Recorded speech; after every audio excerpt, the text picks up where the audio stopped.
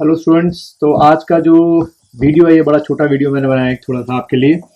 और ये पेपर का मेन ऑब्जेक्टिव है कि जो 2020 का आपका प्रीलिम्स का एग्ज़ाम हुआ था आपका जियो का कंबाइंड जियो साइंटिस्ट का, उसका जो पेपर एनालिसिस है, आपको और जगहों से भी शायद एनालिसिस इसका मिला होगा। मैंने खुद इसका एनालिसिस किया है। बहुत जो आपके क्वेश्चंस हैं सारे के सारे 120 उनको पढ़ने के बाद मुझे एक अंदाज़ा लगा है कि क्वेश्चन का पैटर्न इस बार यानी कि 2021 में हम कैसा ले सकते हैं या कैसे तैयारी करनी है या सबसे ज़्यादा वेटेज किस पे हमको देनी है। तो शुरू करने से पहले मैं चाहूँगा कि साथ साथ में जो कुछ भी आपको मैं असाइनमेंट्स गाइडेंस दूँ इसको लेकर उसको आप फॉलो करें। कुछ बुक्स रिकमेंड करूँगा, अगर आप उसको परचेज़ कर सकते हैं तो और भी अच्छा है। तो जैसे कि आपको पता है कि आपका जो पेपर 1 है वो आपका जीएस का पेपर होता है, या कई जगह आप कह सकते हैं कई लोग इसको जीके बोलना पसंद करते हैं। टोटल नंबर ऑफ क्वेश्चन जो है वो आपके 120 है, ठीक है। और अगर हम देखें कि ये 2 घंटे का पेपर होता है और 100 मार्क्स का पेपर होता है, जो कि 100 मार्क्स कितने में क्वेश्चन में डिवाइड होते हैं, 120 क्वेश्चन में डिवाइड होते हैं, ठीक है। तो आपको एक दिमाग में लेके चलना है कि आप you have to going to face 120 question जो कि 100 मार्क्स का होगा। अब अगर नोटिफिकेशन देखें जहां से लिखा हुआ है the commission will draw a list of candidates to be qualified for combined geo mains exam based on the what minimum qualifying marks in general studies. तो देखो ये अभी तक इन्होंने डिक्लेयर नहीं किया है। जो पहला भी नोटिफिकेशन मतलब 2020 का जो नोटिफिकेशन आया था कि वो मिनिमम क्वालिफाइंग मार्क्स क्या होंगे, यानी कि 100 में से वो मिनिमम क्वालिफाइंग मार्क्स क्या है वो किसी को नहीं पता। लेकिन हम एक बात मान के चलते हैं कि 33% गिरी से गिरी हालत में 33% हो सकता है मिनिमम क्वालिफाइंग मार्क्स। और अगर हम कुछ स्टेट्स के पीसीएस का हम नोटिफिकेशन देखें और उनका जो डिस्क्रिप्शन है वो देखें तो उसमें लिखा हुआ था 40% उनके यहाँ क्वालिफाइंग मार्क्स हैं। तो हम ये मान के चलते हैं कि अगर स्टेट पीसीएस जैसे एग्जामों में मिनिमम क्वालिफाइंग मार्क्स 40% होगा तो मुझे पूरी उम्मीद है कि आपके यूपीएससी के इस जियो के पेपर में भी जो मिनिमम क्वालिफाइंग मार्क्स होगा वो 33 तो शायद नहीं होगा, 40% ही हो सकता है, ठीक है। यानी कि आपको आउट ऑफ 120 जो क्वेश्चंस हैं 40% क्वेश्चन बिल्कुल क्या करके आने हैं, सही करके आ रहे हैं, ठीक है। तो अगर आप निकालना चाहें तो बड़े आराम से निकल सकता है ये आपका 100 में से, यानी कि लगभग कितना हो गया, ये आपका 40% जो है वो लगभग आपका बैठता है 4 2 8 और 4 1 4, यानी कि कह सकते हो कि 120 में से लगभग 48 क्वेश्चंस जो हैं वो आपको करने हो सकता है। थोड़ा मैथ्स मेरा ऊपर नीचे हो, लेकिन आपको ये 40% क्वेश्चन सही करके आने हैं आउट ऑफ 120 क्वेश्चंस, ठीक है। या अगर नंबर्स में लें तो 40 मार्क्स आपके आने चाहिए। खैर, और उसके बाद फिर आपका प्रीलिम्स में सेकंड होता है तो वो आपको सर बताएंगे कैसे करना है। अच्छा,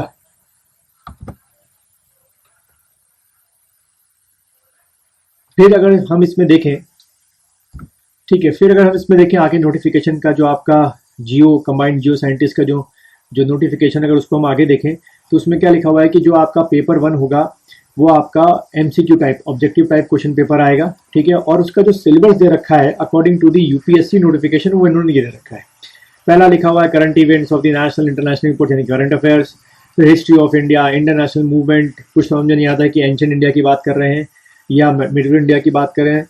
तो देखो हिस्ट्री ऑफ इंडिया में एंशिएंट और मिडिल इंडिया आ जाता है। और आपका इंडियन नेशनल मूवमेंट का मीन्स हो गया मेन तौर पे हमें क्या पढ़ना है, मॉडर्न इंडिया के बारे में पढ़ना है, ठीक है।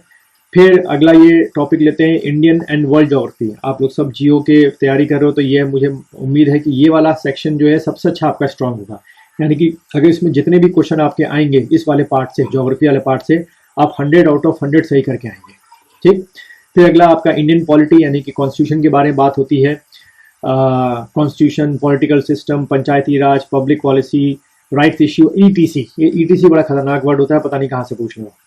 फिर आपका इकोनॉमिक एंड सोशल डेवलपमेंट यानी कि सीधा इंडियन इकोनॉमी की बात कर रहे हैं वो लोग, उसमें डिपेंड होता है। फिर आपका general issues on environmental and ecology, ये आप देख सकते हो, ये अलग से इन्होंने इन्वायरमेंट टॉपिक दे दिया है और आगे चल के मैं बताऊंगा ये इतना क्यों इंपॉर्टेंट है। और फिर आपका जनरल साइंस जिसमें आपकी क्लास 10th की फिजिक्स, उसके बाद केमिस्ट्री और क्लास 10 से लेकर 12 तक के लेवल की आपकी बायोलॉजी आती है, ठीक है। तो अगर इसको हम लोग काउंट करें तो आपका 1, ये 2, 3, 4, 5, 6, 7, तो according to the UPSC notification 7 topics हैं जो कि सफिशिएंट हैं जीएस की तैयारी करने के लिए, ठीक।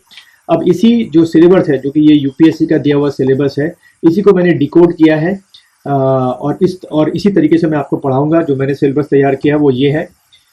आपके हिस्ट्री जो है उसके मैंने 3 पार्ट डिवाइड किए हैं, अलग अलग पढ़ाऊंगा मैं आपको। पहला आपका एंशंट इंडिया है, दूसरा आपका मॉडर्न इंडिया है, मिडिल इंडिया, और तीसरा आपका मॉडर्न इंडिया। ठीक है, तो ये तीनों पार्ट से मिलकर हमारी क्या बनी हुई है, हिस्ट्री बनी है। तो ये हम लोग अलग से करेंगे। देन आपका पॉलिटी करेंगे, जिसको आप लोग क्या बोलते हो, इंडियन कॉन्स्टिट्यूशन भी बोलते हो। देन उसके बाद इंडियन ज्योग्राफी जो आपका हो रखा है बहुत अच्छी तरीके से। फिजिकल ज्योग्राफी जो कि आपका बहुत अच्छे तरीके से हो रखा है कि जो अपना जियोलॉजी का तैयारी करोगे तो आप ये दोनों चीज़ें काफ़ी टॉपिक्स पढ़ चुके होगे। पर मैं अपने लेवल पे भी आपको कुछ जीएस के टॉपिक्स कराऊंगा जो ज्योग्राफी में ज़्यादा आते हैं। देन आपका बायोलॉजी जो कि क्लास 10 से शुरू करते हुए 12th लेवल तक की कराई जाएगी आपको। और इन्वायरमेंट तो एक ऐसा है कि जो क्लास 12 से लेकर बीएससी लेवल तक का भी पूछने लगे हैं वो। अभी हम आगे डिस्कस करेंगे कैसे कैसे क्वेश्चन हैं। देन आपका इकोनॉमिक्स में क्या, इंडियन इकोनॉमिक्स खासतौर पर ध्यान देंगे। देन क्लास 10th की आप फिजिक्स केमिस्ट्री अभी से पढ़ना शुरू कर दिए, और इसका सबसे अच्छा सोर्स आपके लिए है NCERT। What it. देन आपका साइंस एंड टेक्नोलॉजी, ये related to the current affairs होगा जो मैं आपको पढ़ाऊंगा, और एक अलग से करंट अफेयर्स चलेगा हमारा, और मिसलेनियस। यानी कि अगर मैं अपने टॉपिक्स की बात करूं तो 1 2 3 4 5 6 7 8 9 10 11 12 और आपका 30। तो ये 13 टॉपिक हैं जो मुझे लगते हैं कि जो मैंने जीके के टॉपिक डिवाइड कर रखे हैं वो मैं आपको खत्म कराऊंगा। ठीक है, और अब अगर हम बात करें कि 2020 का जो क्वेश्चन का पैटर्न रहा वो क्या था, तो ये आपका 2020 का जीएस पेपर है। टोटल नंबर ऑफ क्वेश्चन जो है वो आपके 120 हैं, और इसको जो है मैंने इस पाई चार्ट के प्रेजेंटेशन के तौर पे क्या है कि आपको थोड़ा समझने में आसानी हो, इसके परसेंटेज में आपको लिखाता रहता हूँ कैसे करके हम क्वेश्चन जो टोटल 120 है उसको 100% मान के चलेंगे, और 100% के हिसाब से देखेंगे कहाँ कितना क्वेश्चन आ रहा है। जैसा कि अगर हम देखें तो आपका 100% अगर हम मान के चलें, क्वेश्चन 120 इसको 100% मान लिया, तो नंबर 1 पे जो है वो आपका 2020 का जो पेपर था उसमें इन्वायरमेंट के सबसे ज़्यादा क्वेश्चन थे। परसेंटेज वाइज देखें तो ये लगभग आपका आ रहा है 20%, यानी कि 120 क्वेश्चन में से 20% क्वेश्चन जो है वो इन्वायरमेंट से आए थे। अब ध्यान रखना, ये इन्वायरमेंट जो है वो क्लास 10 से का लेवल का शुरू करते हुए आपका बीएससी लेवल तक के क्वेश्चंस मैंने देखे। उसके लिए मैं एक अलग से वीडियो बनाऊंगा, एक क्वेश्चन हम लोग डिस्कस करेंगे कैसे आए, इसका सोर्स क्या रहा होगा। अभी आज इस बारे में खाली बात करेंगे। देन आपका सेकंड नंबर पे अगर मैं बोलूँ आपको, तो सेकंड नंबर पे करंट अफेयर्स रहा।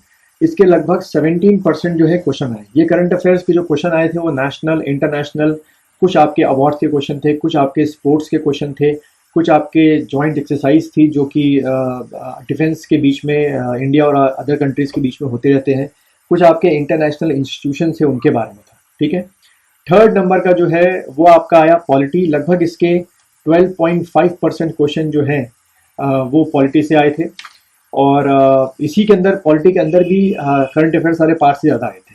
ठीक है, फोर्थ नंबर की अगर हम बात करें जो आप लोगों का टॉपिक है, 10% क्वेश्चन आपके ज्योग्राफी से आए। इसमें फिजिकल ज्योग्राफी इंक्लूड है, और इसमें इंडियन ज्योग्राफी भी इंक्लूड है, और इसी में वर्ल्ड ज्योग्राफी भी इंक्लूड है। ठीक है, देन आपके फिफ्थ की बात करें, क्योंकि दोनों सिमिलरिटी है तो इसको मैं फोर्थ ही लेके चल रहा हूँ। फिजिक्स, क्लास 10th की जो फिजिक्स थी वहाँ से लगभग 10% क्वेश्चन आपके आए। ठीक है, फिर उसके बाद अगर हम फिफ्थ नंबर की बात करें तो बायोलॉजी जो फिफ्थ नंबर की बात करें तो उसमें आपका बायो रहा। बायो से लगभग 8.3% क्वेश्चन जो है वो बायोलॉजी से आए। ठीक है, और ये भी बायोलॉजी क्लास 10 से मैं देखा था, बीएससी फर्स्ट ईयर तक की बायोलॉजी इन्होंने पूछी थी। और सिक्स नंबर की बात करें तो मॉडर्न इंडिया से रहा। लगभग 7.5% क्वेश्चन जो हैं वो मॉडर्न इंडिया से आए। फ्रीडम स्ट्रगल से क्वेश्चन काफ़ी आए थे, गांधी कुछ मूवमेंट्स पूछे गए थे, आपके ट्राइबल मूवमेंट्स कुछ पूछे गए थे। देन 7 नंबर की अगर हम बात करें तो 7 नंबर पे आपका केमिस्ट्री रहा 5.8%, ये क्लास 10 की केमिस्ट्री आप करेंगे। देन 8 नंबर पे आपका रहा मिडिल इंडिया, सिर्फ 3% क्वेश्चन यहाँ से आए। देन 9 नंबर पे आपका इकोनॉमिक्स, सिर्फ 3% क्वेश्चन आए। और सबसे आखिरी में अगर हम बात करें एंशिएंट इंडिया की, 10th जो है आपका लगभग खाली 1% के आसपास क्वेश्चन है, यानी कि एक क्वेश्चन या 2 क्वेश्चन था। तो आप पैटर्न देख रहे हो कि ये पैटर्न में सबसे ज़्यादा उन्होंने जो एम्फसाइज किया, ये मैं फिर से रिपीट कर रहा हूँ, ज़रूरी नहीं कि यही पैटर्न आपका 2021 का भी रहे, लेकिन 2020 के पेपर के एनालिसिस करने के बाद हमें थोड़ा सा अंदाजा हो रहा है कि हम 21 की तैयारी कैसे करें।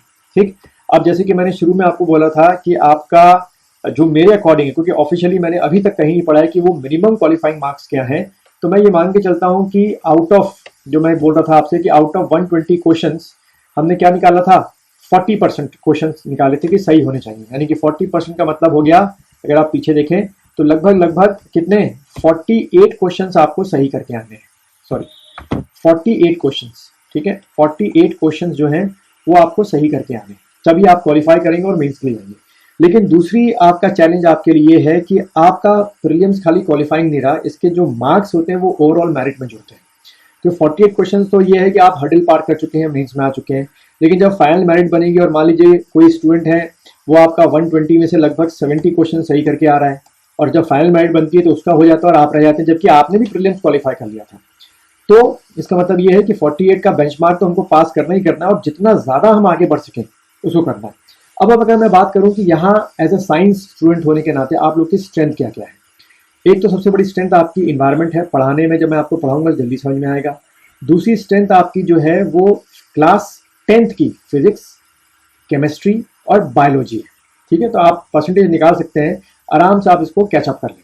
ठीक है, तो ये था एक थोड़ा सा एनालिसिस। अगली बार मैं एक और वीडियो बनाऊंगा जिसमें इन्वायरमेंट के वो 20% क्वेश्चन क्या थे, कैसे आए, उनको उनका सोर्स क्या था, और उनके आंसर शायद आपको पहले भी सर बता चुके हैं, तो उन्होंने खाली शायद आपको आंसर बताए थे। मैं उनका एक्सप्लेनेशन आपको देना शुरू करूंगा कि वो आंसर क्यों दे रखा है उसमें, उसका सोर्स क्या रहा है, इससे आपको एक अंदाजा होगा। ठीक है, चलो मिलते हैं फिर नेक्स्ट वीडियो में।